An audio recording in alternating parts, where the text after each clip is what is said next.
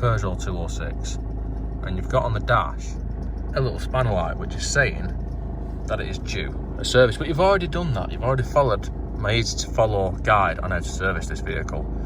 So what do? Well, first we need to turn the car off, and then to hold this button down whilst turning the ignition on to 2 clicks, and then you'll see that there's a countdown coming up. You just keep holding the button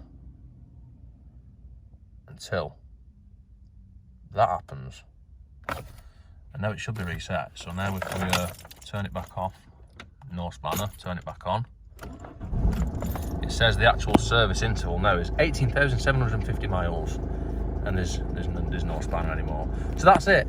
Anyway, see you, bye.